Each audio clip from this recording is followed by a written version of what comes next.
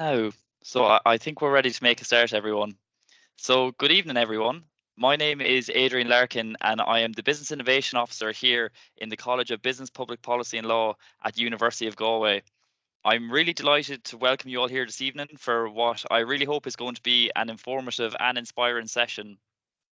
So this evening, I'm delighted to be joined here by colleagues, students, and alumni from the three schools within the university that comprise our College of Business, Public Policy and Law. So we have representatives here from J. Cairn School of Business and Economics. We have representatives here from the School of Law and also from Shannon College of Hotel Management. So please do feel free to post any questions that you might have in our chat function. We're happy to answer them directly or perhaps respond in the chat also. And we just ask that all attendees please keep your cameras and microphones switched off. And just also to note that this session is being recorded. So Sharon, I might ask you to start to share your slides there. And I'm just going to talk very briefly about the university for a moment.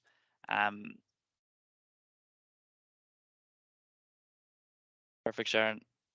Brilliant. So really just to give you a sense of the university at a glance and what we want to do here at the University of Galway. And what we really want to do is build on your passion for learning. So we want to nurture your desires to develop and to help you explore your areas of interest. Within the university, what we are hoping to do is to provide you with the support, the knowledge, the skills, the self-confidence that's really going to enable you to achieve your goals and reach your full potential. And as a graduate of the university, I feel I can attest to this, that there is a real emphasis placed on your personal development, your professional development. And we want to make sure that our graduates have the skills that are necessary for your careers, for work, and for the wider world. So joining the university, it's a really exciting place to be. There's a whole ecosystem of opportunities to pursue in terms of academics and the breadth and the variety of courses that we offer, in terms of clubs, sports, volunteering. And these are just some statistics, I think, that represent the quality of education that we deliver, but also the scale of the university as well. So we have over 19,000 students here on campus, so comprising over 20% of the population of Galway City. We have a very diverse and international population, so approximately 17% of our students are from outside of the Republic of Ireland. We're ranked in the top 2% of universities in the world, and we're ranked in the top 260 worldwide. So these rankings really attest to the quality of the education that you receive at University of Galway and the wide variety of opportunities that are available to you while you study here. So to jump straight into the courses, I'm going to invite Dr. Sharon Walsh, who is an associate year head on our Bachelor of Commerce program, to give you an introduction to our School of Business and Economics and take you through some of the courses. And then following this, we will speak with some of our alumni and current students as well to learn more about their experiences. So Sharon, I'll hand over to you there.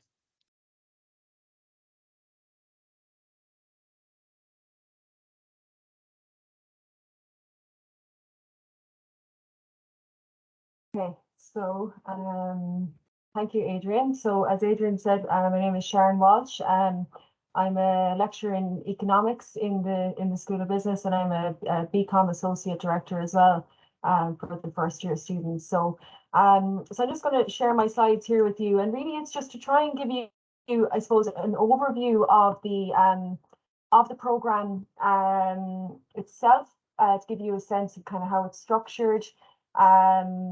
So let me just maximize this here, 2 seconds. Yeah. Okay, so there we go. So I'll talk about the kind of, I suppose, the straight commerce degree, the commerce global experience, and then briefly as well about our other kind of commerce degrees with languages and with accounting. And then my colleague Murray Scott is going to talk to you specifically about the Business Information Systems program. So in terms of the Bachelor of Commerce, this is a 3-year program. And so the average intake each year is about 270 students. And just to give you a sense of points, so the points this year in 2022 were 462, okay? And the Bachelor of Commerce degree here at the University of Galway has a long tradition of being one of the leading business degrees in Ireland. And one of the great, I suppose, features of the commerce degree is that it offers you a significant degree of flexibility while also allowing you to specialize in a particular element of the program as you work through. So essentially what you do is that in your kind of early years, first and second year, you do kind of a wide range of subjects. So the core subjects are economics, accounting, business information systems, management, and marketing. So they're your kind of 5, if you want to think of it as subject areas. And you do those 5 in first year and second year. So you get a really good foundation in those 5 subjects. And then in final year, you specialize and you choose what we call a stream. And I'll show you the streams that we offer there in a moment. So, you know, it's an opportunity, I think, to gain a kind of wealth of knowledge across those 5 areas. You'll spend 2 years, you do kind of introductory material in first year. So there's no knowledge assumed. All of the first year modules start from kind of first principles. So you take the 5 in first year, and then you build on that a bit more in second year, go into more intermediate level material, and then you start to kind of, at that stage, you'll have a really good sense of the particular kind of subject areas that you like, and you can specialize in that then in your final year. There's also, just to kind of mention to you as well, there's an opportunity for you to transfer into the Global Experience program. So this is a competitive process. So at the end of first year, it's kind of, a lot of it depends on the demand each year. So the kind of requirements that you have to meet in order to be transferred will depend on the demand each year. Okay, so you have to meet a certain threshold at the end of first year. And if you do, you have the opportunity to transfer into the Global Experience program. So I'll talk to you a bit more about how that is different to this particular program in a couple of moments. Okay, so it's really about this idea of, look, let's start with a foundation, let's build on that a bit in second year and get a really good sense of the 5 subject areas, and then in final year specialize. And in terms of those specialties, so these are our streams. So there's 9 streams altogether. So you can see some examples here. There's accounting and performance measurement, economics and public policy, finance, business law, human resource management, digital business and analytics, and so on. Okay, so there's, even within the streams, there's a lot of choice. Okay, so you get, you know, if you're particularly enjoying accounting, for example, you probably choose the accounting performance measurement scheme. If you like the idea of human resource management, then that's there for you as a stream in final year. And what the stream means is that your subject choices in the final year. So let's say if it's economics, given that that's my area, if you choose the economics and public policy stream, you choose modules that are specifically linked to that stream, so to economics. And then there'll be other subjects in final year as well that you take along with the other commerce students. But it's giving you that opportunity, I suppose, to specialize and really hone in on what it is that you enjoy and what you like in that final year. Okay. Now, along with those 5 subjects, so the accounting, economics, BIS, business information systems, management and marketing, they're your 5 subjects. There's also this skills pathway program, and this runs through the full degree. So you have a module in each year. So in first year, for example, there it's skills for success, and then you move on to skills for the work life and so on. Okay. And really the idea of this is to try to, I suppose, develop and enhance kind of non-academic skills, you know, so things like interview skills, public speaking skills, even, you know, academic writing skills, so building on that to really kind of give you that more rounded, I guess, education to help you in terms of employability and so on. So that that kind of skills pathway program is part of is a module that you take in each year as well, and it's building up these kind of broader skills as you work through each year. Okay, that program is sponsored as well by PwC. Okay, so that's your kind of your Bachelor of Commerce degree, right? The other one then that I'm going to talk about is the Bachelor of Commerce Global Experience. So this degree is 4 years, okay? There's roughly about 65 students taken in each year, and the points for the Global Experience degree this year was 552, okay? Now, in essence, in terms of what I talked about before, so the 5 subject areas, that all is the same with the global experience. You come in first year and you do those 5 subjects at an introductory level. In second year, you do those 5 subjects along with your skills at an intermediate level.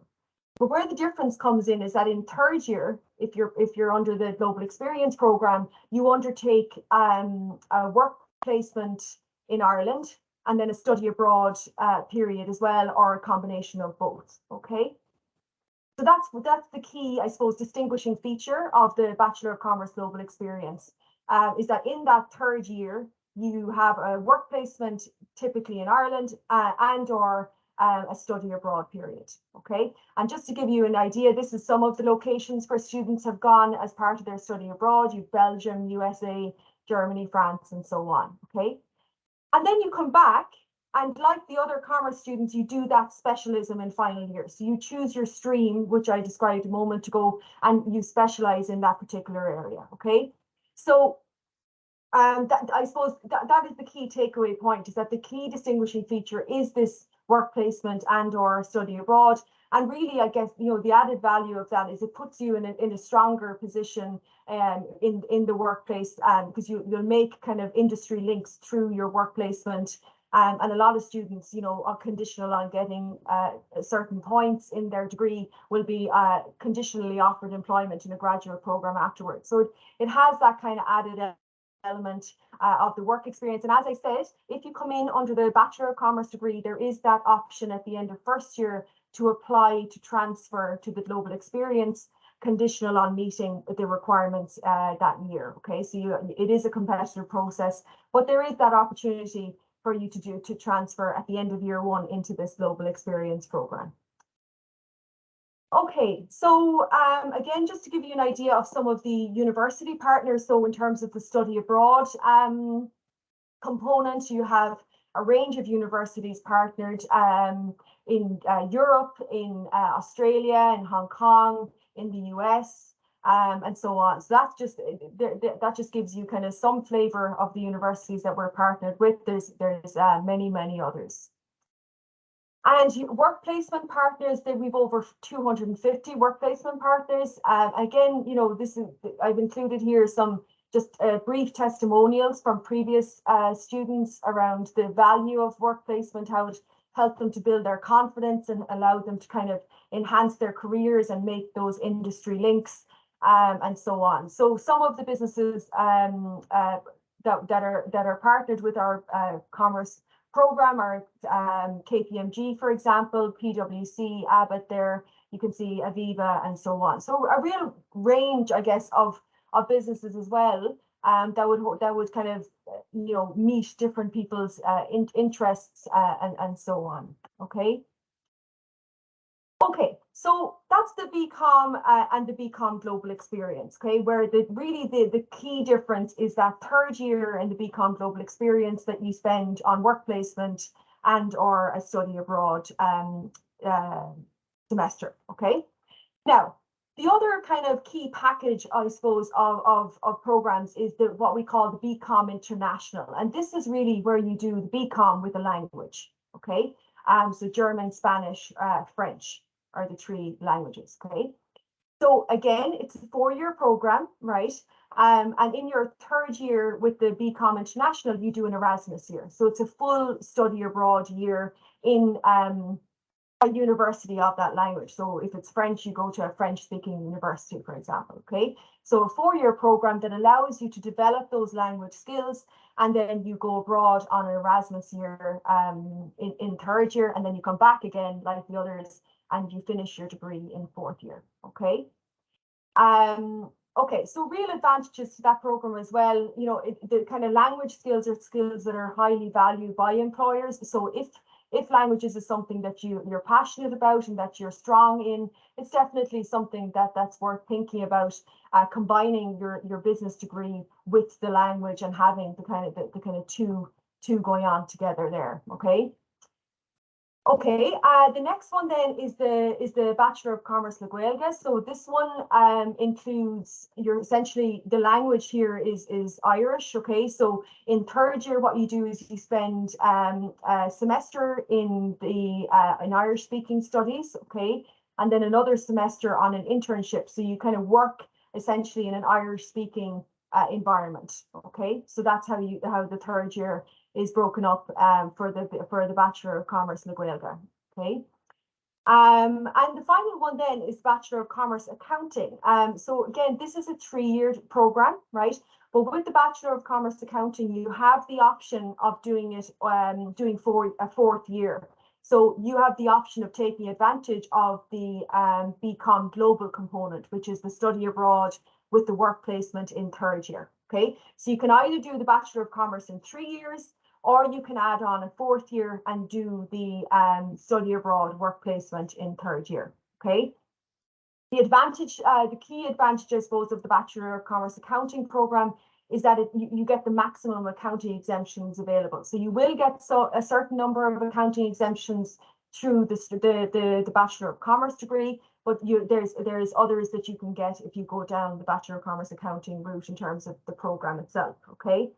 I would say absolutely, if you know now at this very point in time that accounting or taxation or corporate finance is definitely the area you want to go down, then it's a very attractive option for somebody in that situation. So if you have, if you're really sure about that, if you're if that is definitely the career route that you want to pursue, then the Bachelor of Commerce Accounting is certainly a good option for you. If there's any, I suppose, doubt in your mind, if you're not 100% sure you like accounting, but you'd like to kind of maybe see about the other subjects, then the Bachelor of Commerce degree or the Bachelor of Commerce Global Experience, whichever it is, either of those I think are good options. If there's any doubt at all in your mind that in terms of the pursuing an accounting career, I think you keep your options open a bit more by doing the Bachelor of Commerce degree. But it's a really good option for anyone thinking of a career in accounting, taxation, or corporate finance. Okay, so this is just an example of where some of our graduates have been employed from the Bachelor of Commerce degrees. So again, you can see there Ernst & Young, Google, for example, the Kerry Group, PayPal, PwC, and many others. Novartis as well, as an example. Okay. And generally our employment, our graduate employability rates are high. So it's, graduates are viewed from the Bachelor of Commerce degree are viewed very positively by employers. And I think that comes back to the kind of structure of the program in having, a combination of I suppose, an all-rounded education and getting a flavor of all subjects, but then also being able to specialize in something in your final year. I think all of that, along with the kind of skills modules, make it an attractive prospect for employers.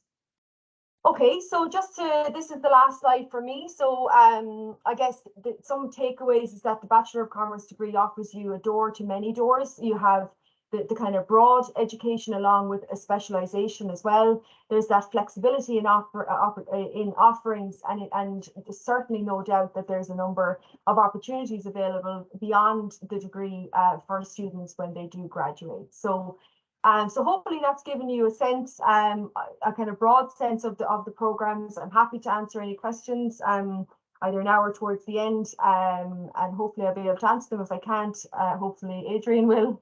But for now, I'll hand over to Murray. And Murray, you might want to control your own slides, maybe, if you have them. Let me just stop sharing. Yeah, thanks, Sharon. Just give me a second. I'll try and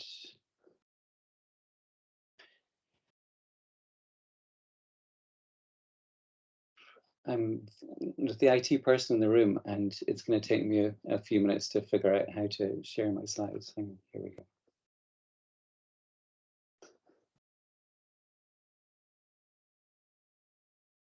Okay.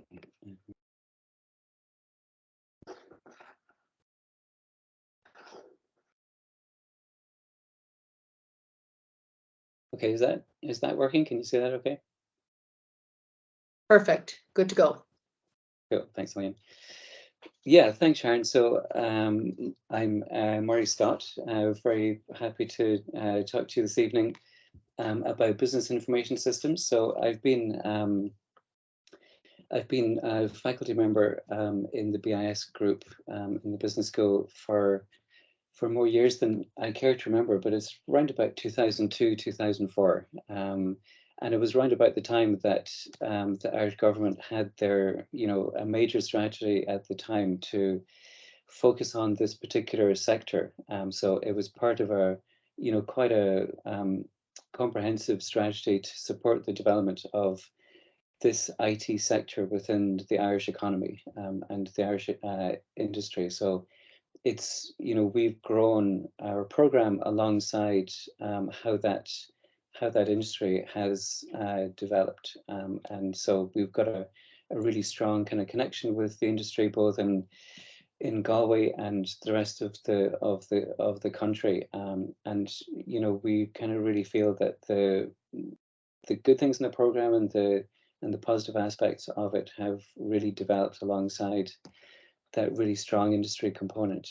And it's worth kind of noting and bearing in mind that Ireland is known globally as being one of the centres of IT excellence, and any student that comes through our program has that has access to that expertise. So this is a 4-year program.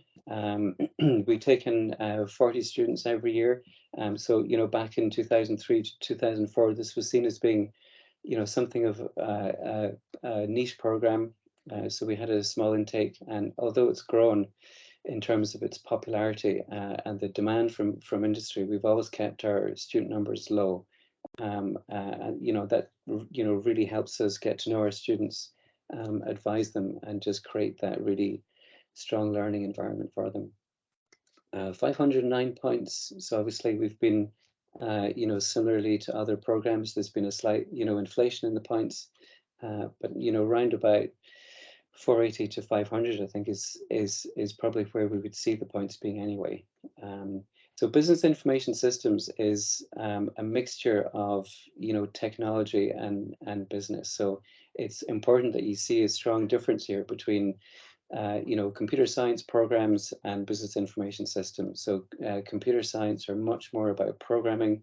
If you're interested in computers and how computers work, how networks work, you're interested in coding and a career in coding, then that's definitely the program for you.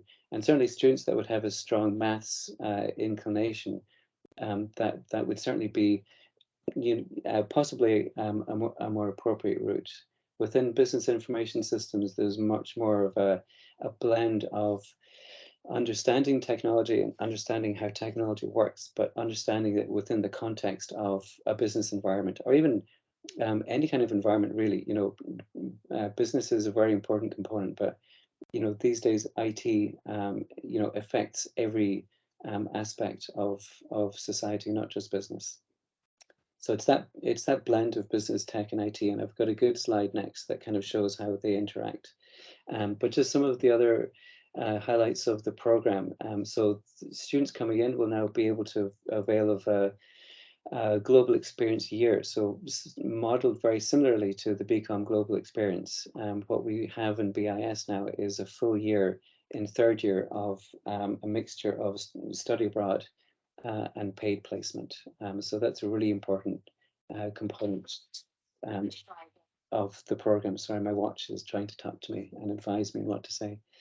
So yeah, so that's a really important component of the program and leads to the really high employment rate. So from this program, we have pretty much 100% employment rate. And it's partly down to the paid placement.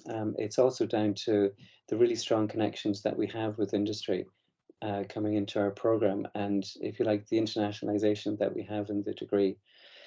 And that leads to the last bullet there around the EFMG accreditation, which we're very kind of proud of. We're the only undergraduate program in the country that has EFMG accreditation for a BIS degree.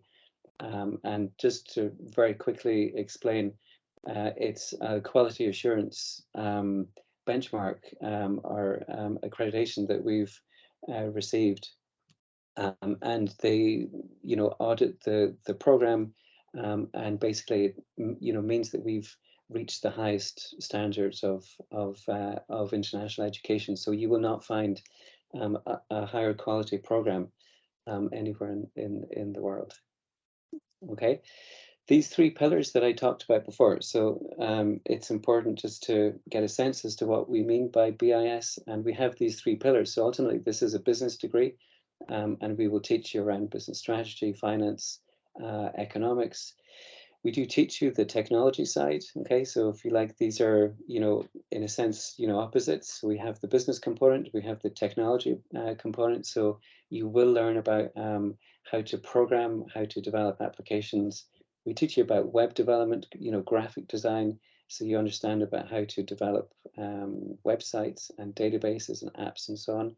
So that's a really important component to understand how technology works. And some students go down that route and develop a real, passion for that, and do go into a coding role when they graduate. But more so, what we're looking for is to develop students around this third pillar at the top, technology management, which is, if you like, going into a consulting role. So you've probably heard of companies like Deloitte and Accenture, KPMG, Ernst & Young. They're the kinds of companies who advise organizations on how to build IT-driven business strategies, and that's one of the most important aspects to BIS. Ultimately, we're educating students to go down that consulting route. So things like managing digital transformation, which sounds fancy, but it's basically just how does an organization change and evolve using technology. You've probably heard of things like cybersecurity as well, protecting an organization from hacks and losing information. So those are the three key pillars. This ultimately is a business degree. It has, strong technical components, so you'll be very competent technically, but it has a really strong technology management base, and that's the foundation of it. Most information systems professionals are the kinds of people who will be able to run a project or run a team in an organization and be able to understand what the programmers are talking about. They'll also be able to understand what the marketing people are talking about, and how the accounting and how the finance people need to be brought into the team. Okay, so they're the three main pillars. I kind of preempt a little bit of this. So what is business information systems? Ultimately, I suppose I'd say maybe three things. One is business information systems is the foundation on how companies run. So if you think of a normal business as having maybe, a finance, manufacturing, sales, each of these key functions of an organization needs technology to run, and also technology to integrate and bring all of those different components of the organization together. So BIS is the foundation on basically how every organization actually functions and works. The second thing is that what we do in business information systems is advise companies then on how can they use that foundation to generate business value. So business value could be, how they sell more products to their customers, how they, create more profits, or it could be more public sector organizations like this university, and how we use IT to, create, better learning experiences for our students using technology. Sorry, The third, sorry, yeah. sorry, I just was going to come in there for a second. We're just coming up to time there, if that's okay. I know you mentioned there you might have one more point you wanted to address. Yeah, no problem. I'll finish off in a second. Yeah. So the last thing is, leading these changes in the world, and that's why we have a couple of slides there on, using AI to change, how that's changing the workplace of the future. These contemporary challenges like cybersecurity and so on. So yeah, so we're very much how businesses work and also how society is changing the workplace too. So happy to wrap up, Adrian, and if anyone has any questions, I can come back to anything. Brilliant, Murray. Thanks very much, and Murray, you can stop your share there as well if you like. So a big thank you to Murray and Sharon for their presentations. And yes, if you do have any questions, please do post them in the chat, and we would be very happy to answer them. Some FAQs I think that we've come across before that might be beneficial for some students that are here today. In case these questions might be on your mind or to preempt a question that you might have. So you might be wondering what's the difference between the Bachelor of Commerce Global and the Bachelor of Commerce International. And within those programs, there are two key differentiating features. One is the work placement element and one is the language component. You might be wondering, if I'm not strong at maths, am I going to be okay for a business program? What we would always say to students is, if you're comfortable with ordinary level maths for Leaving Cert, you'll have no issues when you come into the program. Between the supports from the lectures, the tutorials, and a resource on campus we have called Sums, which is essentially free maths grinds. You'll be fully supported, so don't be nervous around the maths elements of the program. And just also to reiterate that you don't have to have any experience of any of these areas of business coming onto the programs. So if you haven't studied business, economics, or accounting for Leaving Cert, don't be nervous coming into the programs. They're structured in a way that you start from scratch and you build on that foundation. So I might invite my panelists now to join me. So we have Ellen Courtney, I might invite first. I know we have two Ellens on our panel today, but Ellen, if you don't mind turning on your microphone and unmuting, please.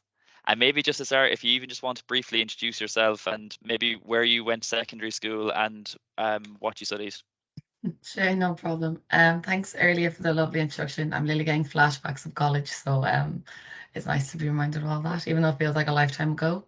Well, my name is Ellen Courtney. I'm from Galway and I went to secondary school in Salerno. And interestingly enough, Adrian was the one that introduced me to this program initially. So I feel like it's a real all around circle coming back here. But I decided to do commerce just as they've mentioned previously, of just how well-rounded it is and just the options, because it was right on my doorstep and I wanted to get a taste of everything.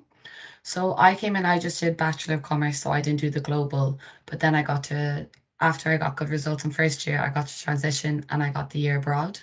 So with that, I really enjoyed it. And as I said, I got a taste of everything. So I got to try the economics, the maths, the accounting. But at the end, I actually went for the marketing because I felt it was my strongest point. But yeah, and especially for the Erasmus itself, it was really useful. And I got so many skills by the end of it. So it was a great thing. Brilliant. No, and it's a full circle moment for me as well, Ellen, having you on the session a few years later after meeting you in Salerno Secondary School. And I think you kind of touched on some of the points there, but if you were to give any advice to students who weren't sure what they want to do in business, like, do you agree that the programs are structured in a way to support that type of student as well? Yes, it's definitely all the way throughout. And even if it's not like for first year, like I was just even thinking now for my final year, I was doing like business and Chinese, and then I had cybersecurity. And as as boring as it was like the Excel, I'm afraid to say I've learned so much from it and I use it like every day in work. And if I didn't have commerce under my belt, I don't think I would be where I am today. So it was really good. I actually would like to talk about the ICE program that I did, because I even use that for my CV to get where I am with the Irish Times. And it was just such a good initiative that's been put in place with PwC, and I just learned so much from that. So I definitely recommend doing that for the ICE. So you're talking there, Ellen, about the kind of that skills development pathway program on the course, and then which accumulates in a module around innovation, creativity, and enterprise that has a large entrepreneurship component involved.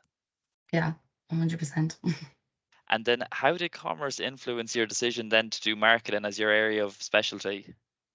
Well, I guess just for marketing, I enjoyed that a lot from previous stuff I've done outside of commerce. But just with the modules itself, I found it really interesting, just the psychology behind it. And especially with the group projects, I just learned more about it. And I just felt like this was more my speed. So I decided to do marketing. I'm obviously very biased as well because I also work in marketing, and I just find it to be an exciting, ever evolving area, and it's very diverse. There's jobs and opportunities for all types of different people, whether you're more analytical or you're more creative. There's just such a variety of roles available across marketing. Oh, 100%. Yeah. Not one day is the same. Like it's great for that in that sense. Yeah, if that's what you're looking for, I can absolutely support that statement as well. And then Ellen, so since you finished, you've been working as a commercial graduate in marketing for the Irish Times. So tell us a small bit about how that's going, your experience so far, the type of projects maybe that you're working on. Yeah, it's been great. It's actually flown by. Like I've only been there for a year now. So the grad program initially is 2 years, and I was originally based in Cork, and then I moved to Dublin to do the Irish Times. But I need to say, like, everything has changed. Like so many of stuff I've done, like handing newspapers at Electric Picnic, to working at a big event where I met you at Higher Options, where we catered over 30,000 students and like 100 exhibitors. My next project is the Sports Women Awards, so I'll be dealing with all wonderful ladies who've celebrated winning great achievements over the course of the year. So, yeah, always bouncing, always new things coming, and it's so exciting. Yeah, that sounds absolutely brilliant. Yeah, and a great opportunity to work in like a lot of different style of events, targeting a lot of different audiences, and just yeah, very engaging all around. So no, thanks very much for that, Ellen. I don't know if there's any final words or kind of closing remarks you'd like to share. Um, I'm not too sure to be honest, put on the spot, but I would definitely recommend doing the Erasmus if you have the opportunity to. First year is a great time to, I know you're obviously going to be going out and just experiencing first year of college, but if you try hard and you're able to transfer, I would definitely recommend it because it was one of my favorite points of commerce. And just to come in on that point as well, I similarly studied the Bachelor of Commerce Global Experience and would have um, pursue that transfer option that was available. So coming onto the regular program, putting in the work in first year, getting the grades, and then having the opportunity to transfer across. And I absolutely agree. It's a great opportunity that's there for students. It gives you an opportunity to be strategic with your CAO ladder. And then, as Ellen said, if you put in the work in first year, then that can pay off for you afterwards as well. So thanks very much for that. That was brilliant. Really appreciate you coming to share your insights. Um, Ellen. So if anyone has any questions specifically for Ellen around maybe marketing or her job in the Irish Times or her Erasmus, please feel free to post them in the chat and we can come back to them at the end. And then I'd like to invite Victor to come on next.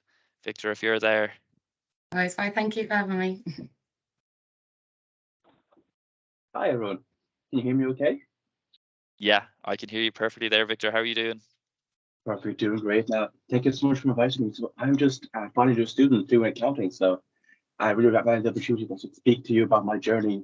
So I was basically where you were a few years ago. So just to talk you through, I want to touch on basically why accounting, why I really think it's a great idea, and just basically BCom Global as well, just to touch on why it's such a great initiative and just all the extracurricular activities that are available on campus. So honestly, if Yeah. that's okay with you, I'll just kick off. Yeah, absolutely, Victor. And maybe if you to start, if you want to even start to tell us maybe a small bit about I know you studied the BCom Global Experience as well, and you had a really Yes. great experience on the year. Do you want to tell us a small bit about that experience? Yeah, perfectly. So I actually spent 11 months abroad. So coming straight from COVID, I had the chance to go very far away from my room. So I spent 6 months in Luxembourg, and then I spent 5 more months in Germany. So really, the university took care of everything. So I wasn't under kind of stress or pressure. So I was just doing my own thing. And next thing I knew, I was off to work for the Big Four, EY, Ernst& Young, which is a big global corporation. So I went to Luxembourg, and I was there with about 10 other Irish students. So we just rented a house, and it was kind of like a vacation, but also doing real work. So it's a very nice balance. And we just done a lot of traveling. So you can go Germany, you can go France, Strasbourg, anywhere you want to year. So just we normally go during the evenings and just look where we want to go, book a train ticket, and just go. It was very, very easy in that sense. And everybody was on the same page. You could meet people from France, people from Belgium. Everybody's is just there trying to get them some work experience. And after that, I just went to Germany. I decided, okay, I want to go somewhere else, build some more experience. And I jumped from accountancy to strategy for Europe, Africa, India, and the Middle East. So I'm sure you've seen the TV show Suits. So that's kind of what it felt like because I got to be with the leading partners of like countries and regions as an intern just from University of Galway. So that just shows how much value they place on your degree and what you do. So aside from that, there's a lot of meeting people, a lot of just going, visiting, trying to see some food, trying to see some new sites, but also doing good work for your CV. So it's a very good balance. Absolutely, Victor. And well, I definitely agree with the as a recommendation for TV show Suits. Absolutely, you mentioned there, and I think I really agree with the points you made there around the benefits of working abroad and living abroad. Like, it really is that experience, an opportunity to experience a different culture, a different side of education, perhaps make friends from all around the world. And just to mention, within the School of Business and Economics, we do have full supports available for students who are looking to pursue these options. So we have work placement officers. They would work with you on your CVs, job applications, interview prep skills, just making sure you're ready for that placement process, and work to secure those placement opportunities for you. On the Global Experience Programme, we do have limited opportunities available for students to do an international work placement, which is what Victor did, working in the financial services sector in Luxembourg. But I definitely agree with all of those assessments around the benefits of living abroad, and even having that position in Europe with so many other countries on your doorstep then as well. It's just a great opportunity to broaden your perspectives and to be able to travel a small bit more. And then, Victor, I know just within the university, you're heavily involved in extracurricular activities. So maybe you want to tell us a small bit about those activities that you've been involved with. Yes, honestly, this is one of the big things that I decided to actually pursue, because the university is so good with giving you different chances to shine and try different things out. So since first year, I went into the entrepreneurship society. I was thinking, okay, I want to start my own business. I want to be creative, see what happens. So I got the taste. I just joined this entrepreneurship society, and I got to be the events officer. And we've done a lot of random events, from a trading floor, a real startup school, meeting real entrepreneurs and speaking with them.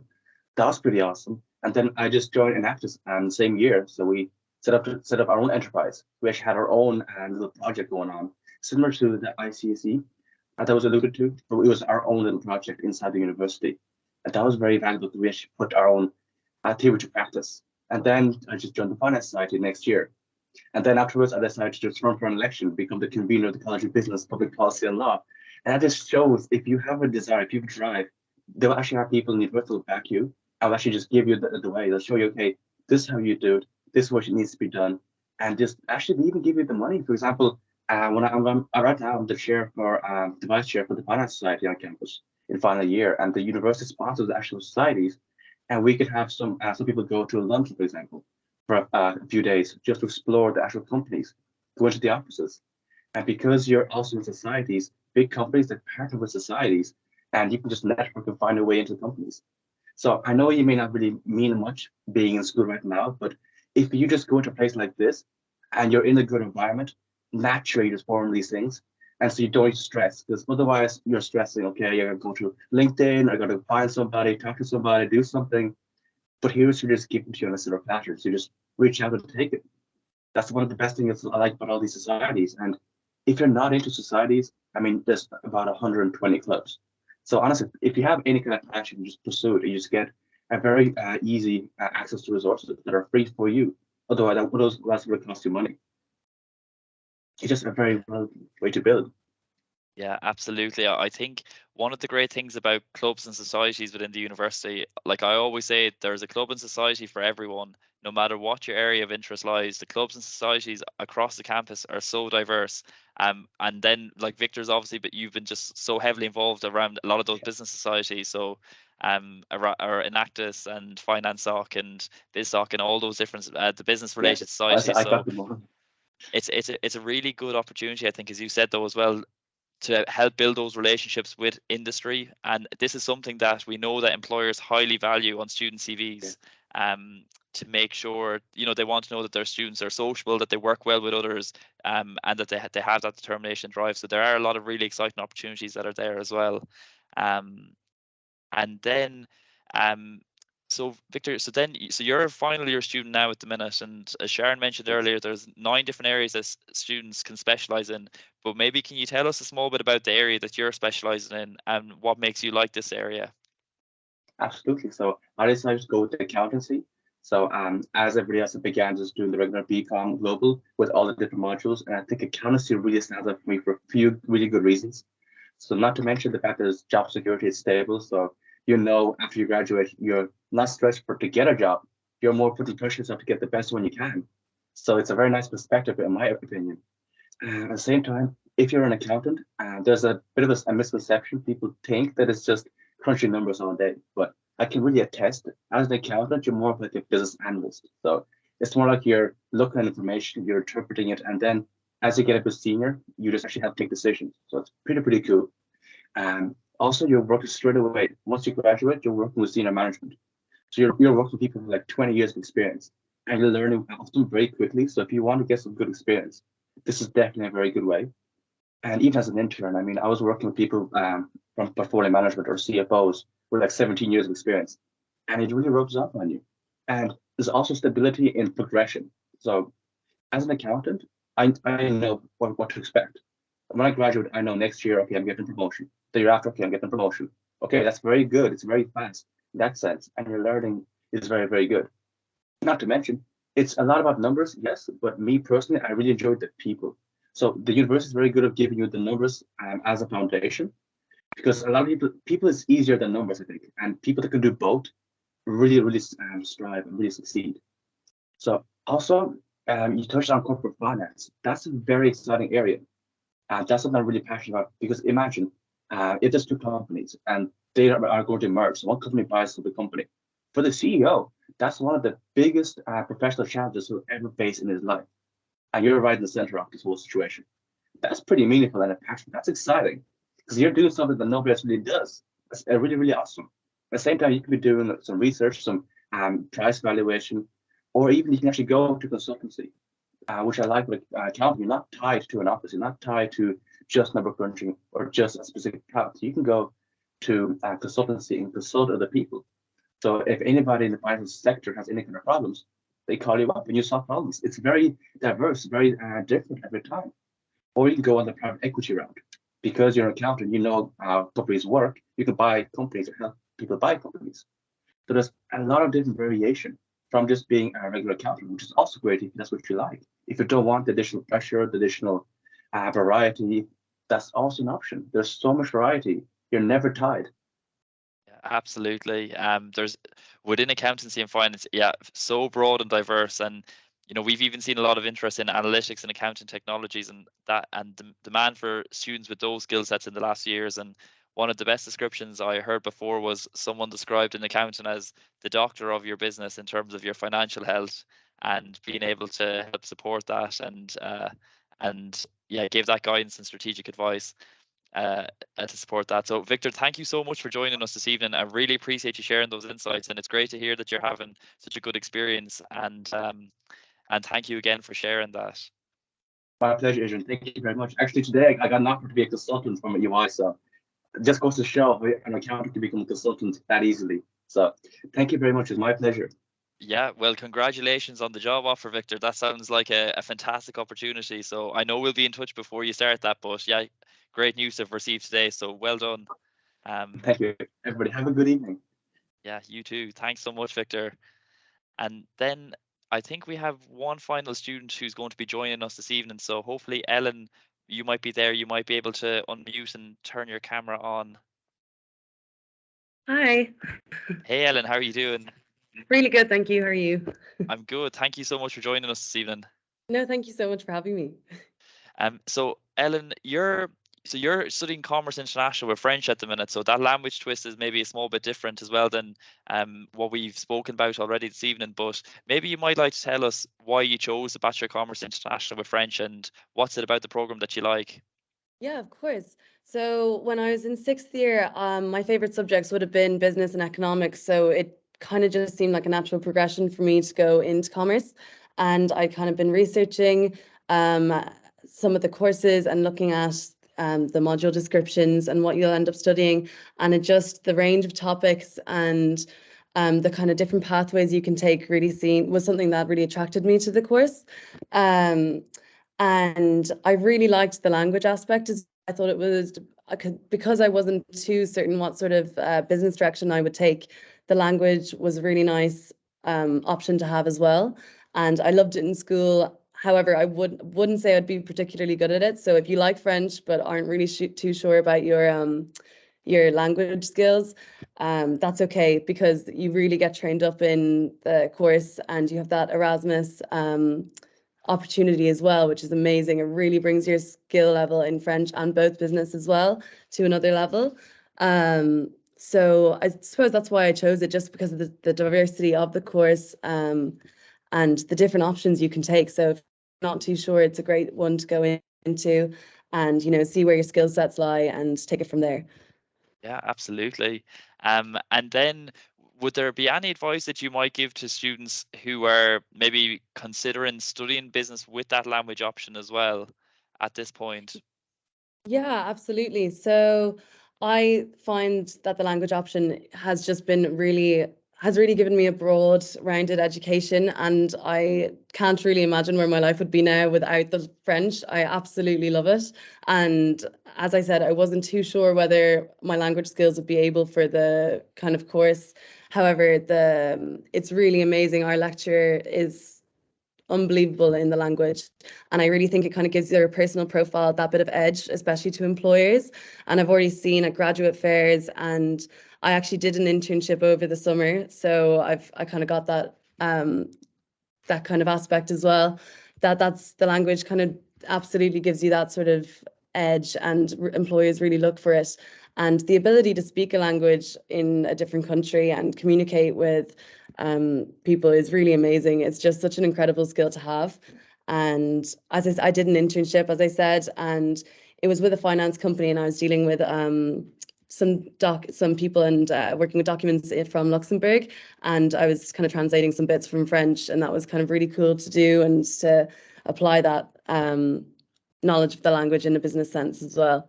So I would absolutely say go for it if you're thinking about it, and especially with the integrated Erasmus, it kind of takes that pressure of applying the application process away, as it's already integrated. So the college sorts it all out for you, which is amazing.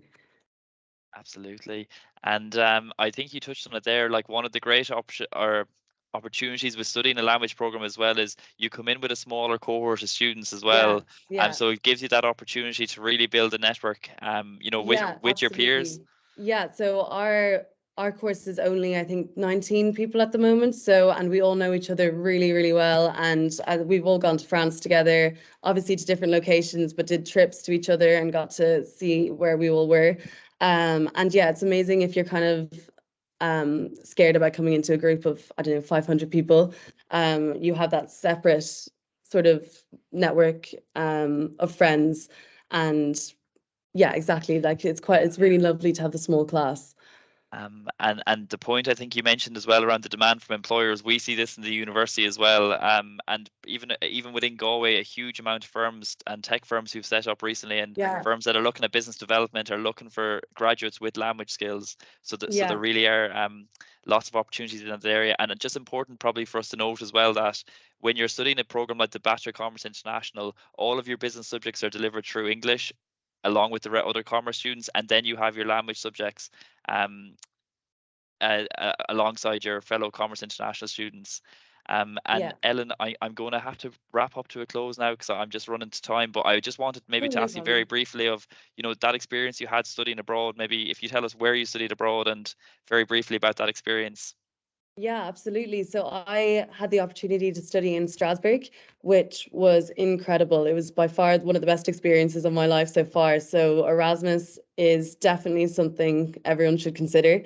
And it was such a student city in the center of Europe. So as Victor said, we kind of, same as Luxembourg, we had the opportunity to travel basically every weekend. It was so cheap. I think we visited 25 new cities or something crazy. And it was just amazing to learn with other cultures and to make friends and to experience different methods of teaching.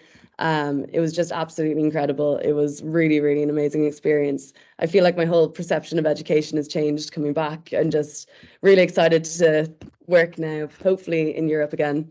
Yeah. Absolutely. I studied abroad myself and I can only describe it as transformational. So Yeah, that's absolutely exactly. brilliant. Ellen, thank you so much for joining us this evening. Thank you for Um, having me. and Enjoy the then rest of your evenings. Thank you so much. And this is going to bring us to a close now for the business segment of the evening. But I just wanted to thank everyone again for joining us. Just very briefly to mention and to touch on the points from the session, a Bachelor of Commerce degree, a business degree. It can be a door to many doors. You can go into the program and come out of it and be whatever you like to be. There's a huge amount of opportunities available. Our programs are broad, they're flexible, they're tailored in a way to let you figure out what you like, and specialize as you move through the program, and give you that scope to really figure out your area of expertise. And there's just huge opportunities when you study with us as well. So opportunities around industry engagement, work placements, study abroad, clubs, societies, volunteering, the list goes on. So we hope you found that beneficial. Just to mention, from the business school perspective, we're always here to support students on the journey to studying with us. It's a really exciting time. You have a busy few months ahead, but the payoff will be worth it. So please engage with us for open days, for maybe information evenings that might be taking place closer to you, for taster days that we might hold on campus. So thanks again. And at this point, I'd like to hand over to Dr. Conor Hanley from the School of Law, who's going to present to you on the opportunities and options available in law. Conor, thanks very much. Thanks a million, Adrian. I appreciate it. You can hear me? Okay, you can? Excellent. Okay, let me just see if I can figure out how to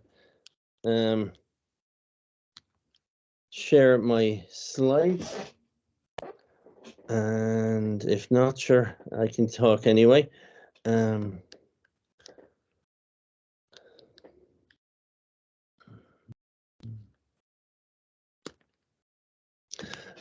Sorry about this. I thought it was queued up, but apparently not.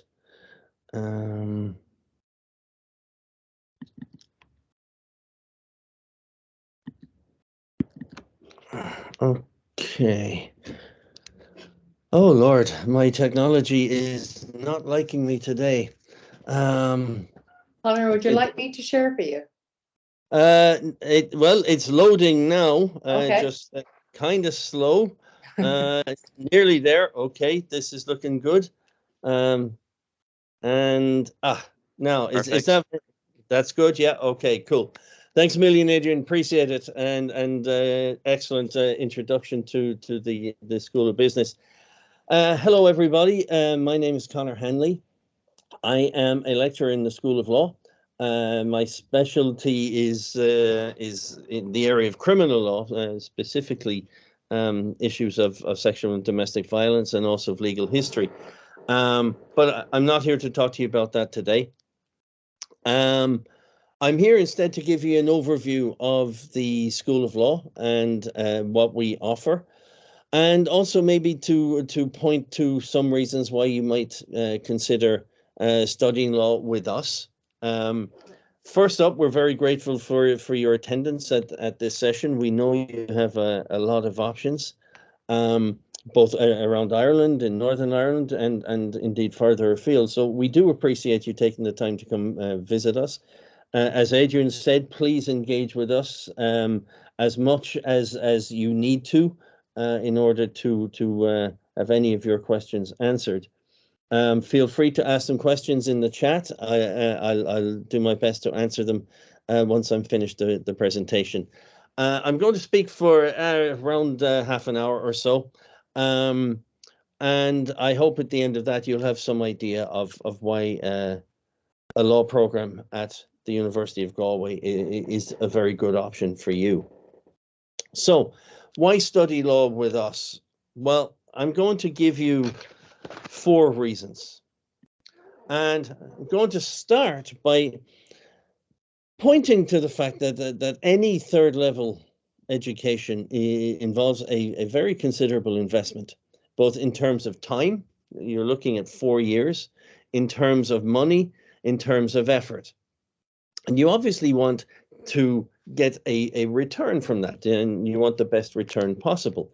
Part of that is going to be your degree, but the degree needs to be recognized and respected around Ireland and indeed further afield. You want to go to a place where your degree will be immediately accepted. And the University of Galway School of Law has an excellent standing, both nationally and internationally. Now, obviously, I'm going to say that. You shouldn't take my word for it. You should be asking for evidence. Those of you who are thinking about studying law, well, this is what lawyers do. We want evidence to prove the points that we make. If you look on the screen there, I've mentioned a couple of the accolades that the School of Law has won. Firstly, the QS World University Rankings has ranked us first among all the Irish law schools. We are, by these rankings, and these are international rankings, they're conducted by people who have absolutely no connection with us, so they're entirely independent. They've looked at what we do, and they have ranked us at the highest law school in Ireland, just slightly ahead of Trinity College. You'll also notice that we won the Law School of the Year award in 2019. We have won that award several times, and indeed this last year we were finalists yet again for that accolade. These accolades tell you something about us. They give you confidence about what we do, because these are people who, as I said, are entirely independent. They've assessed what we do. And they have come to the conclusion, again, completely independently of us, that we are really good at what we do. That can give you confidence that our degrees will stand to you wherever you go, whatever you do. We should also note that the School of Law itself has a number of sub-elements within it, a number of very highly internationally regarded research centres, particularly the Irish Centre for Human Rights. It is probably the premier research centre for human rights anywhere in the world. But we also have others on disability and also on housing law.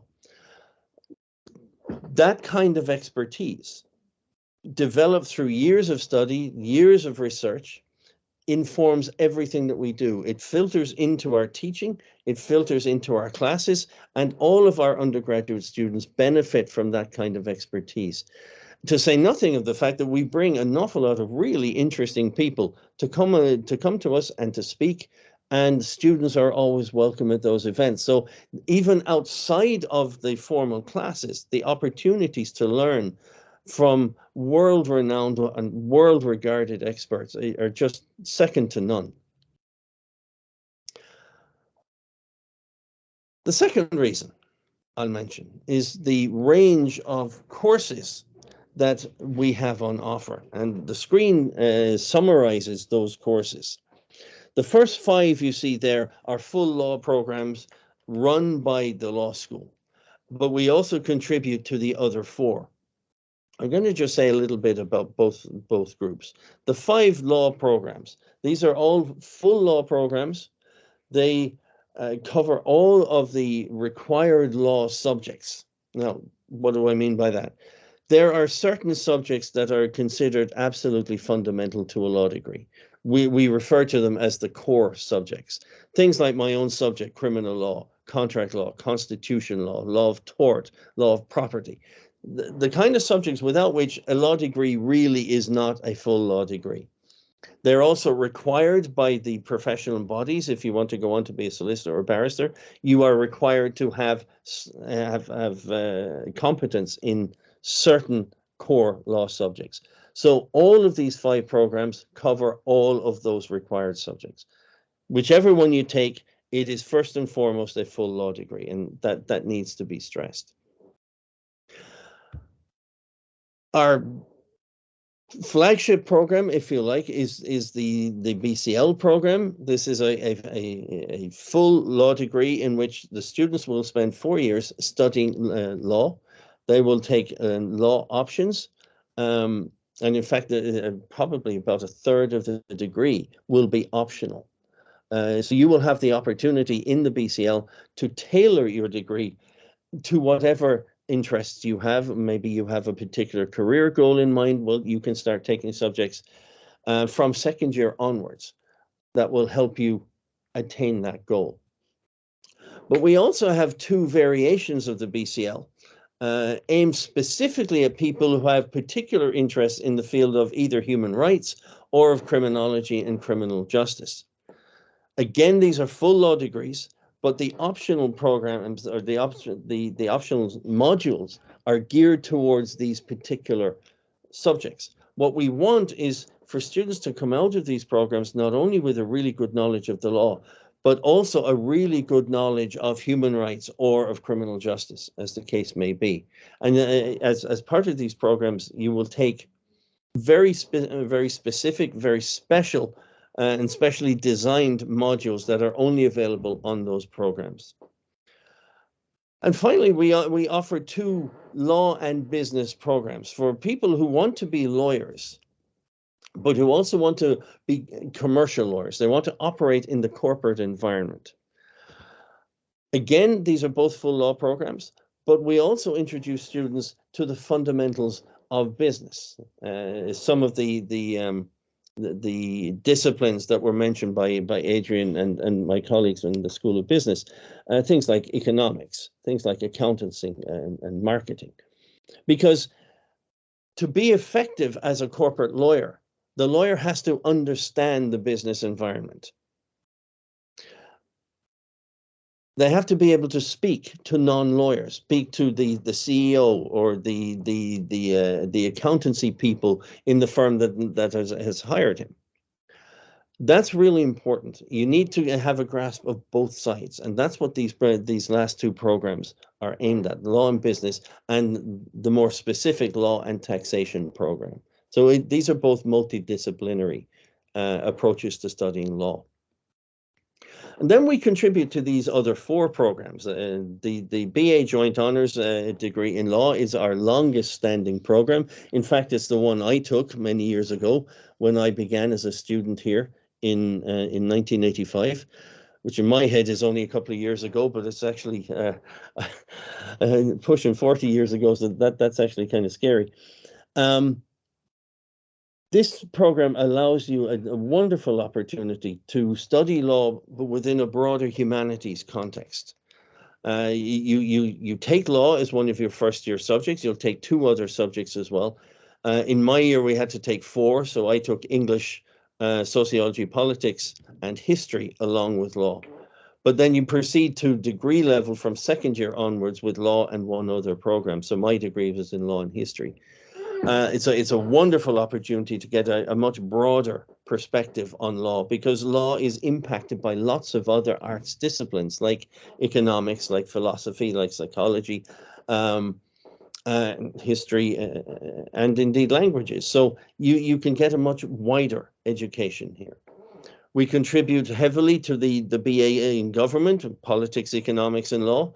We offer a range of business law modules for the BCom. And indeed, that's one of the specialisms, as Adrian pointed out, in the BCom. And we contribute to the BA in Human Rights program as well. All of these programs to which we contribute, they're not full law degrees, but graduates from these programs will be admitted to the LLB, either into a final LLB in the case of the BA in law, or second LLB in the case of the other 3. In order to complete the legal education, should you wish to do so. So between them, between these 9 programs, you have multiple methods and multiple ways of studying the law.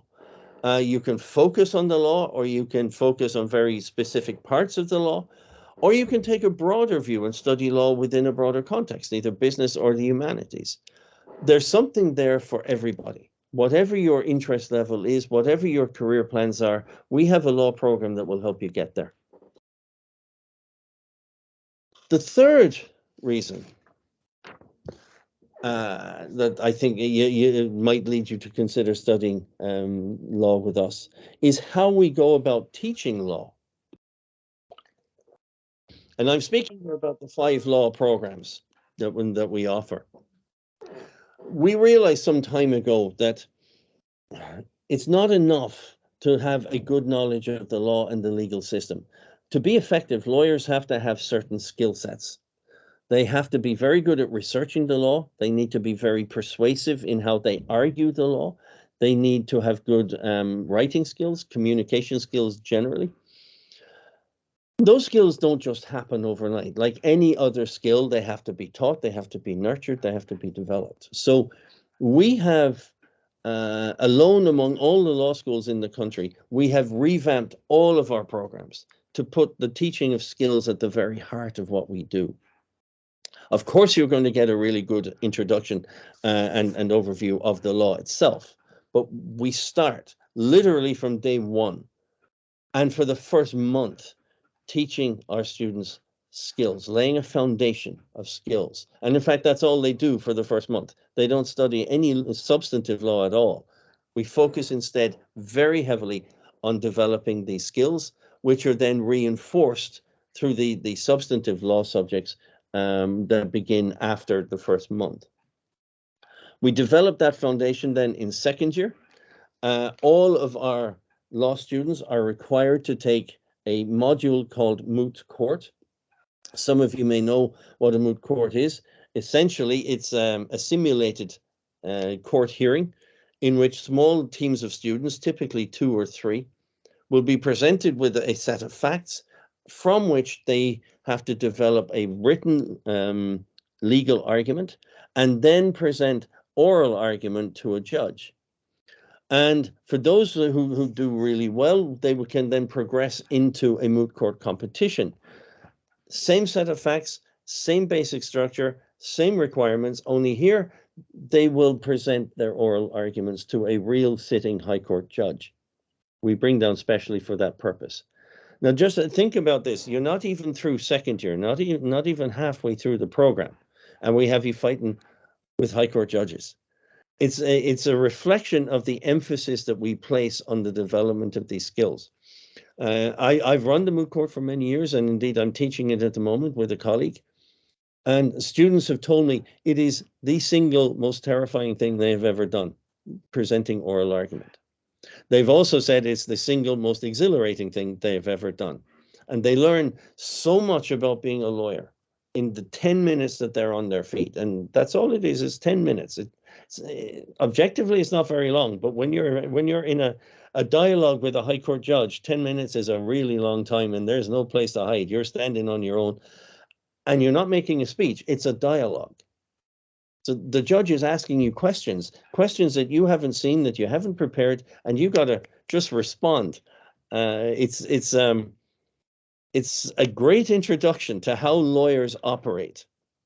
And we have our students doing this in the first semester of their second year, not even halfway through. I should say that for all, it's a terrifying experience. Every student I have ever seen has met the challenge. They have always stepped up. They have always stood their ground and been able to fight back, even against a high court judge. It's a remarkable tribute to the students that we have. But also, I'd like to think that the preparation that we've done in first year and in second year also plays a part. Year 3, we want the students to leave campus. We want you to develop a much broader perspective. So all of our students leave campus. They go either on work placement or on study abroad. And I'll say a little bit more about them in a moment. And in fourth year, the students return to campus. They finish out their degrees. They finish out their legal education.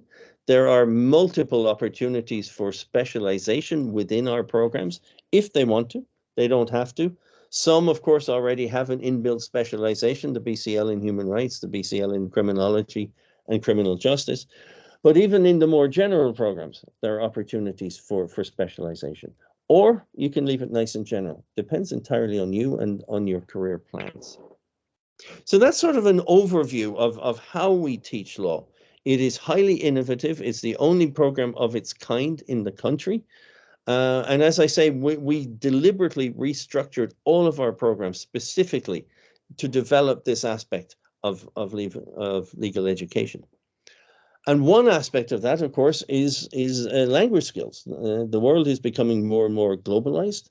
Our graduates are increasingly leaving Ireland's shores and going further afield. And in order to do that, very often language skills are going to be important. We recognize that, and accordingly, we offer an opportunity to study languages within our law programs. Not something that you do in addition to, but this is actually part of the program itself. For most of our programs, you can take French or German. For the law and business program, you can take Spanish. And then, given that the University of Galway has a special a statutory responsibility to develop the Irish language, we also offer all of our students the opportunity to study Irish through all of our law programs. There's no requirement that you take a language, but the opportunity is there if it fits your career plans. Now, I want to move back and just go back to year 3. As I said, we want our students to get a much broader perspective. We want them to go farther afield, because we recognize that while classroom learning is really important and it's kind of foundational, you learn an awful lot more by being outside the institution as well. There are 2 possibilities. You can study abroad or you can go on placement. I am a huge advocate for studying abroad. It's one of my biggest regrets is that I didn't take the opportunity to go on Erasmus while I was in college. But I was lucky because I got a second chance and I got to spend 4 years studying in the United States for a master's degree and a doctorate. I can testify firsthand that it is truly a transformative opportunity. A number of the earlier speakers alluded to that, as well as did Adrian. If you get a chance to study abroad, it is absolutely wonderful. Not only do you get to go and learn new modules on subjects that simply aren't offered here. Some of our partner institutions offer programs in space law or Aboriginal law. We have a partner institution in Australia that has a big research centre on human trafficking, because human trafficking is a serious problem in Southeast Asia. We don't have any of those offerings. Nowhere in Ireland has any of those offerings. So you have the opportunity to tap in to all of this much greater expertise, much wider expertise. But you also have the opportunity to live in a foreign country. And that's an education in itself. Even a country that at first glance might seem very similar to us, like Australia or the US, they're both English-speaking countries. And, you would think it would be fairly straightforward. It's not that much different. Let me tell you, living in the US for 4 years, it is a very different experience. They do things very differently.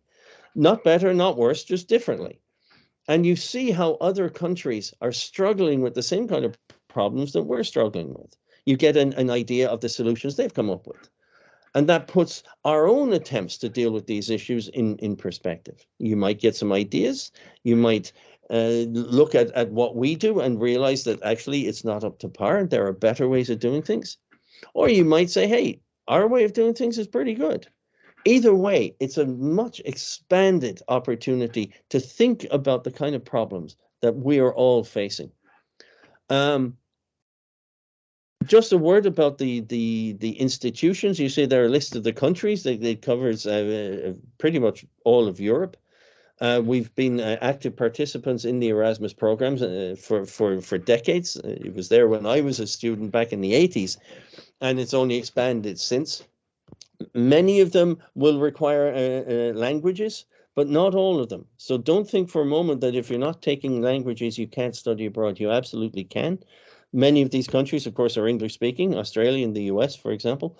But many others also offer programs and modules taught through English, and particularly in Holland and in Poland and Hungary. So even if you're not taking languages, study abroad is still a great option for you. It's a great opportunity. Truly, I can't stress how great the opportunity is. The alternative is a professional work placement, where you will spend 3rd year learning by doing and being exposed to the law in practice. And that in itself is a tremendous education. Again, from my own experience, my first job was in an insurance company, and I had my degree, but I had no practical exposure to the law. And the first time the insurance company sent me down to the forecourts, I had absolutely no idea what I was doing. I barely knew where the forecourts was. I truly, literally didn't know how to get into the forecourts. Why would I? I'd spent all my time studying in a classroom. Through this work placement process, you actually have the opportunity to go out and see the law in all its glory, good or bad, You learn by doing. You learn by seeing your placement partners and see how they work. See how the law operates in practice. It's a tremendous opportunity and a very different kind of education. Many of our placements are paid. We try very hard to make sure they're paid. We can't guarantee it in all cases, particularly those involved in the area of human rights, because human rights institutions just don't have a whole lot of money. But insofar as we can, we try to get all of our placements paid, which also, of course, opens up opportunities for students from all kinds of backgrounds. We also try very hard to match placements with student interests. And we have a full-time placement officer, just as we have a full-time study abroad officer, to make this process much easier on the students. And we spend a considerable amount of time and effort preparing our students for study abroad or for placement. So both of these options are really, really good. And they give a much broader perspective on the law than you could possibly get just from a classroom.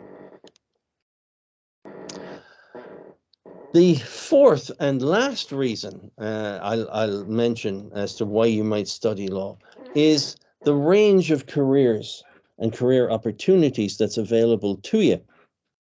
When people think about law degrees, they tend to think in terms of solicitor or barrister.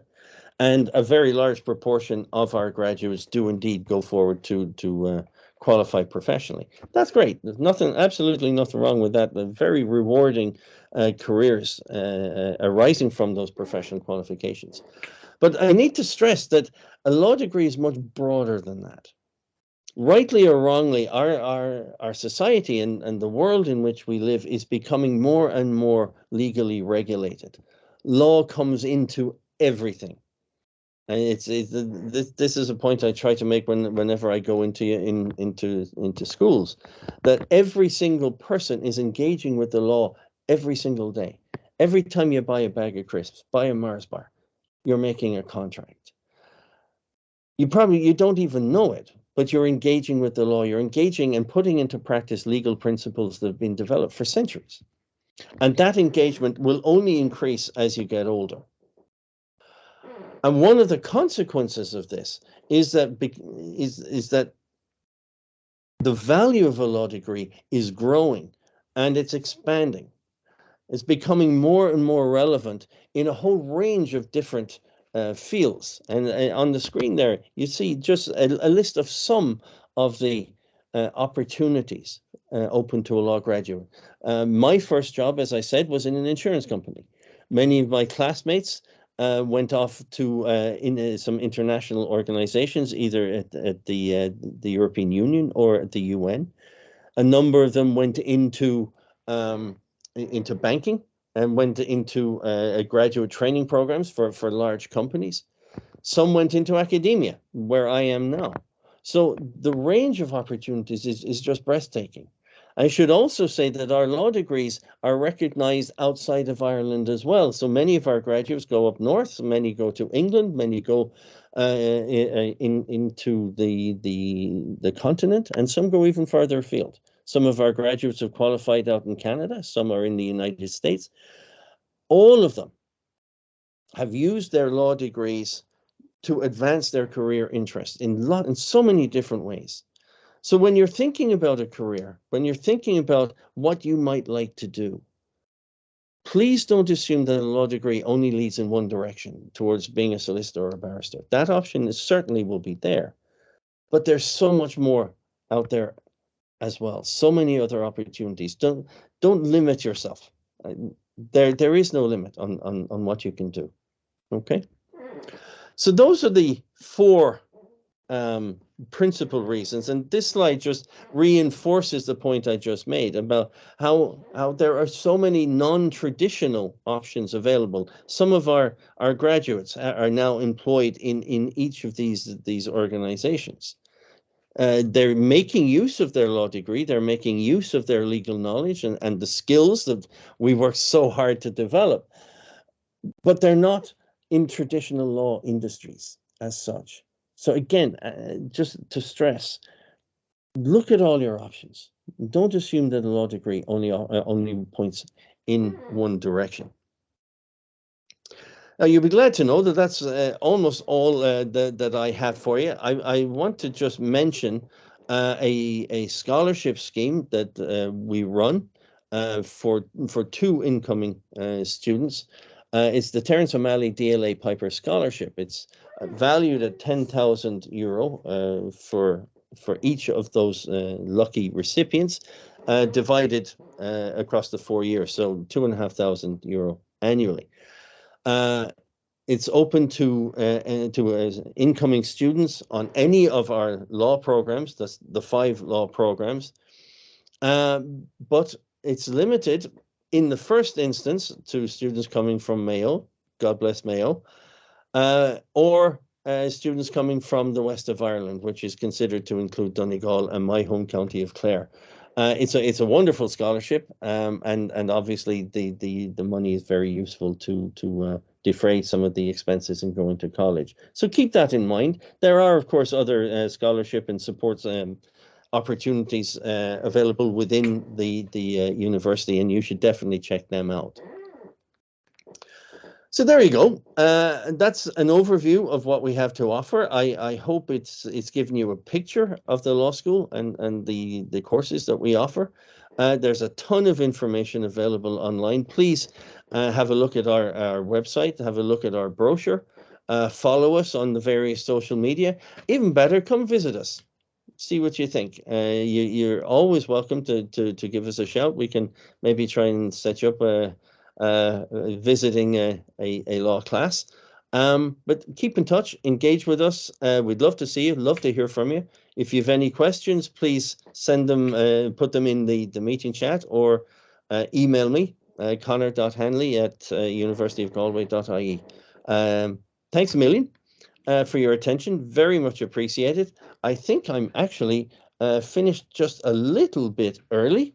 So I'm going to hand you over to my good friend and colleague in the Shannon College of Hotel Management, Helena Doody. Over to you, Helena. I will stop sharing. I'll give you control of the screen. Thank you very much, Connor. Let's hope I'll be able to share my screen.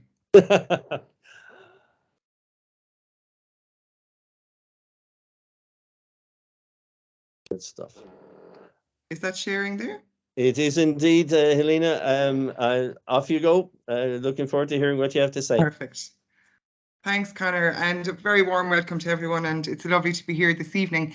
My name is Helena Doody, and I'm the School Liaison Officer with the Shannon College of Hotel Management. So we're a college of the university, but we're a school within the College of Business, Public Policy and Law. So we're located on the west of Ireland, down right beside Shannon International Airport. So we're on a satellite campus. So I suppose just to briefly introduce our programmes, we have 2 level 8 business degrees. Our first degree would be our BBS in International Hotel Management, so that's your Bachelor of Business Studies. And our second programme then is the BCom in International Hotel Management. So I'd explain that the 2 programmes, I suppose, as I go along, and maybe the difference between the 2 programmes as well. To give you, I suppose, an introduction, the first year of both programmes, I suppose the first 3 years really of both programmes are very, very similar. But the first year, all students, whether you're studying the BBS or the BCom, you'll study the same programme.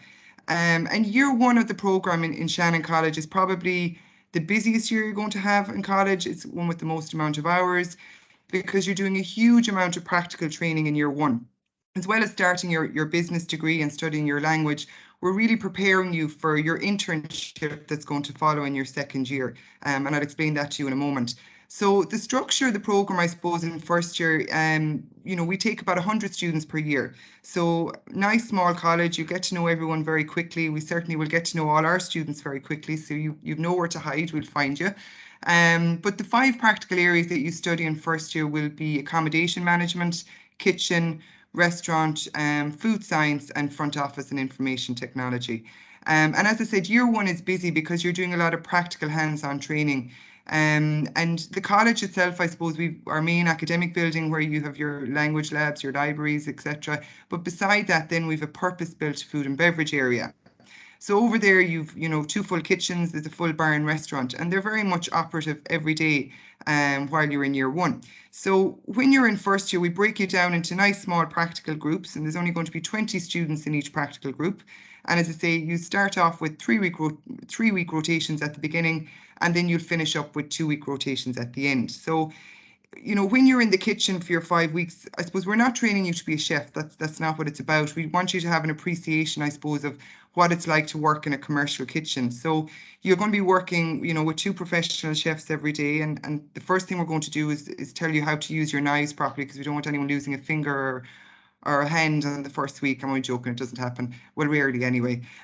So we teach you all about, I suppose, how to work in a kitchen, how to put menus together, cost out your food, menu planning, dietary requirements. And I suppose as a group of students, you're actually going to prepare a 3-course meal, with 2 choices for all the guests in the restaurant every day. So very much hands-on. The students then in the restaurant, you're going to be working with 2 professional lecturers out there. And we teach you all the different styles, I suppose, of restaurant service. So from banqueting to plate service to silver service, all the different styles. And you'll do a full bar and wine course, full barista training, everything like that in first year. So by the time we're finished with you in 5 weeks, we will have you ready for a Michelin star restaurant, because when you go out in your internship in second year, you will work in hotels where there's going to be Michelin star restaurants, and we need to get you to that particular level. But as I say, don't worry, students come in, they've never, I suppose, held a tray before, same as students in the kitchen might never have cooked an egg before, okay? But by the time we're finished with you in 5 weeks, you'll be very, very impressive. You'll also study accommodation services. So here you're looking at working in the accommodation department of a hotel.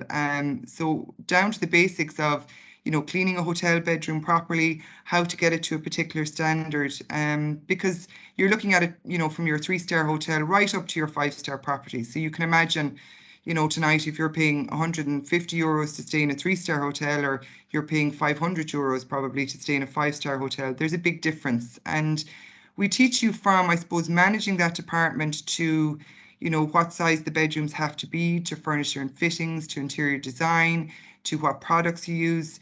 And some of the hotels you'll work in, along the road will have maybe up to 500 bedrooms. So it's a busy operation if you're in charge of that department and you've 500 departures in one day and 500 people checking back into the hotel. So from a management point of view, it's probably one of the busiest departments in the whole hotel, and you'll get a lot of practical experience.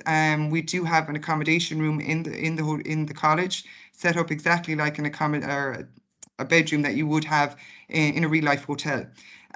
You'll also study front office and information technology. So this is, I suppose, when we go to a hotel and we check in the hotel and we get our key and everything's lovely, but it's how do you get it to that point? So looking at it from revenue management to reservations to dealing with the property management systems.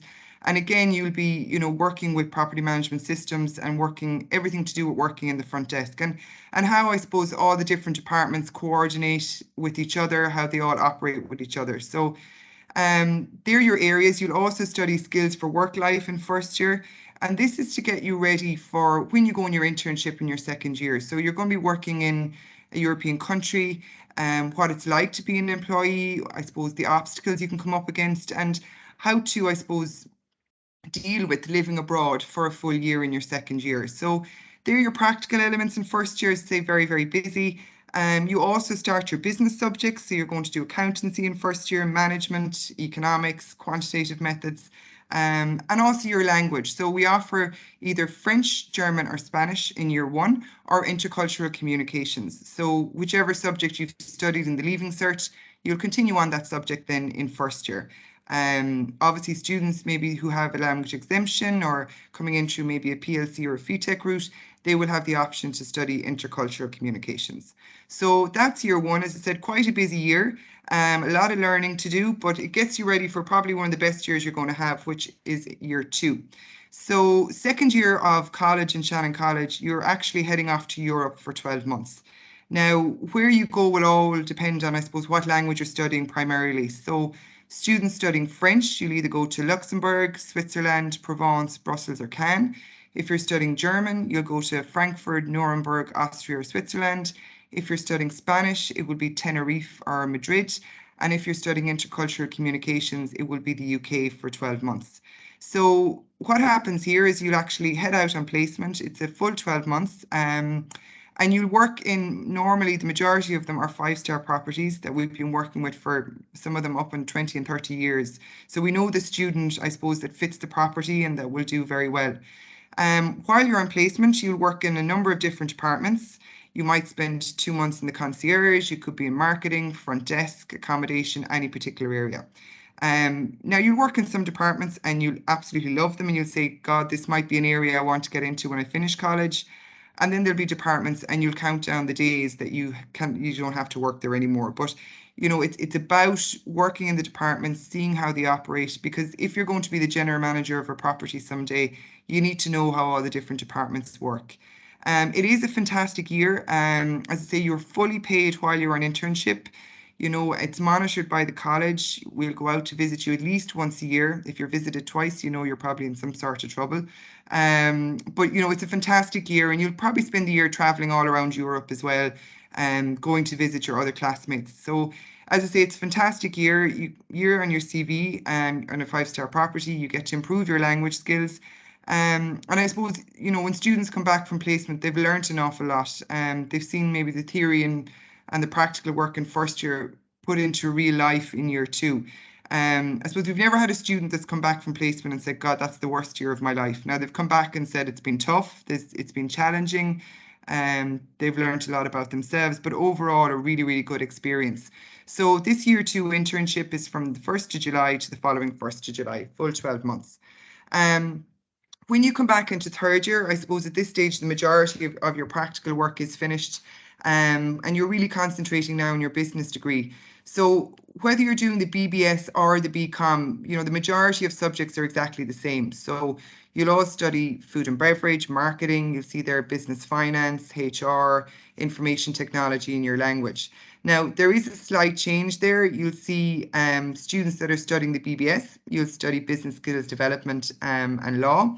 And students that are studying the BCom, you'll study maths, managerial economics, and financial accounting. So that's, you know, year 3 is very much, I suppose, focusing on your business degree. But there is a lot of opportunities for the summer as well. Between year 3 and year 4, a lot of our students will tend to travel again. I think they get a little bit of the travel bug when they're away in year 2 and tend to head off again for the summer. And we do have a lot of opportunities here for students. As recently as Tuesday of this week, we had fabulous country club in Nantucket. We're over recruiting 14 students to go work there for the summer. And we also have an arrangement with the Tourism Academy out in the Seychelles Islands. So some of their students will come to Shannon every year to finish their degree, but as a result, some of our students get to go out and work in the summer in the Seychelles as well. But huge opportunities at the moment as well in Ireland. A lot of our 3rd year students are going into junior management positions or supervisory positions even for summertime. So plenty of opportunities there again to grow and advance all your experience between year 3 and year 4. When you get to year 4, it's where it slightly changes a little bit. So the students studying the BBS, you'll stay with us in the Shannon campus. And the students studying the BCom, you'll head up to University of Galway, where I know they look after you very well in the main campus, Adrian and all the crew in the business school. So to go back to the BBS first, I suppose, the final year of the BBS in Shannon, it's very much general business. Okay, you study subjects here like entrepreneurship, strategy, international human resource management, areas like that. And then you get to choose electives. So these electives are probably areas where throughout the course of the program and while you're on placement, you've got a particular interest in an area. And this allows you to pick subjects there like event management, public speaking, organizational change, facilities management, lots of different electives. So areas that you have a particular interest in. Then if you're doing the commerce degree, as already has been discussed, you head up and you join the final year of the BCom class in Galway. And you choose one, as I say, of the disciplines there, which was outlined earlier. And I suppose our students, we find the most popular that they choose would be the marketing, the HR, and the accounting and performance measurement. So lots of opportunities there. As I say, you move up to Galway for the year and you choose one particular discipline. Now, while you're in your final year, we start, I suppose, the placement process, or essentially it's your first job. So throughout your final year, whether you're up in the main campus in Galway or whether you're in Shannon, we start the recruitment process. So basically, when you start in year 4, probably from the second week you're in college, we will have hotel companies coming to Shannon every single Friday to recruit our students. Already this year, we have had companies like Mandarin Oriental, who have probably over 100 hotels all around the world. We've had Claridge's hotel group were in 2 weeks ago, recruiting for Claridge's London for their hotel in Beverly Hills and in Paris. We've had Marriott International. With Red Carnation in this Friday, who would own Ashford Castle. That would be one of their hotels. So all these hotel companies will come to the college week on week. Now, by the time you get to 4th year, you will know what you want to do. You will know maybe what area you want to get into, what country you want to go to, and certainly what hotel group you will want to work with. And by the time next May comes, before you sit your final exams, before you will have your job offer, you will have your contract, you'll be ready to go. So this year we have students in over 17 different countries across 170 different properties. So they're spread out all over the world. And I suppose, something that we're very, very proud of and we worked very, very hard in Shannon is we have a 100% employment record. And we have hotel companies coming back year on year to recruit specifically from Shannon College. Sometimes they only recruit from Shannon College in Ireland. But that's solely based as well, obviously, on the quality of education you receive in Shannon, but our graduates that have gone before you as well. So we always say to the students, if you don't perform, then the hotels won't come back every year. So it's very much dependent on what the graduates have done the year before. But as I say, it is good to know that at the end of the program, you are guaranteed a job at the end of the program. You don't have to worry, will I or won't I? You absolutely will. And we have a 100% employment record on graduation day.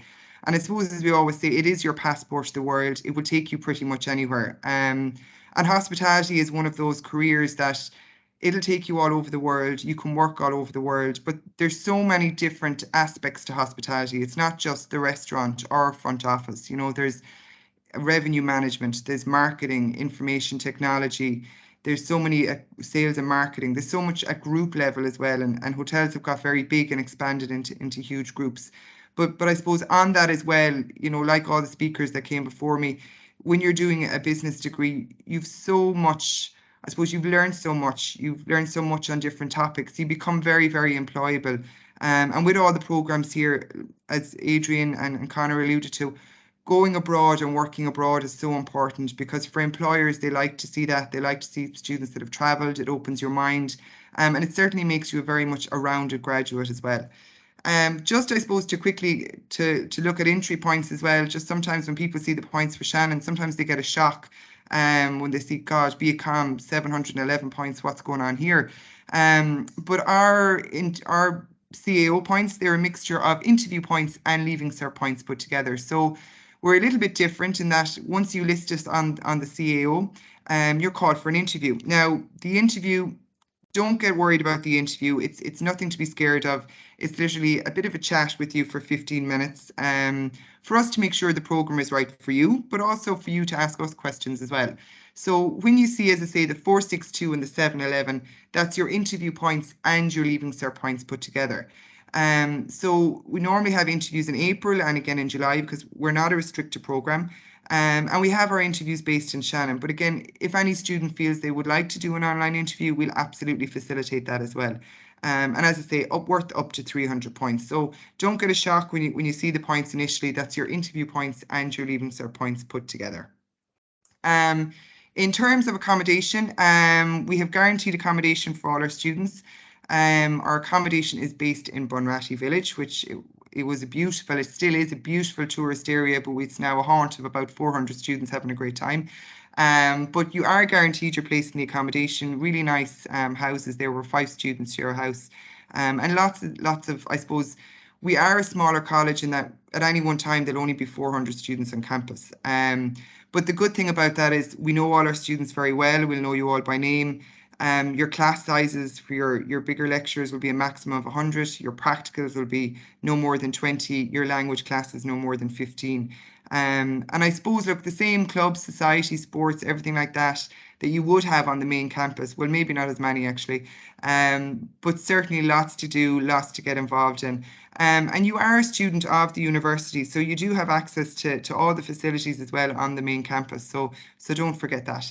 And I suppose just to, as I said, we are a small campus. You know, we have, I suppose, we're very proud of our 100% employment record. And your degrees are very much, they are a passport to the world. You can travel anywhere with them. But again, it's a very strong degree. Over half of our students will diversify into another business area. Because by the time you graduate, you've had 21 months of work experience internationally. You have a very solid business degree. And I suppose you have Shannon College behind you, but you also have a fantastic University of Galway behind you.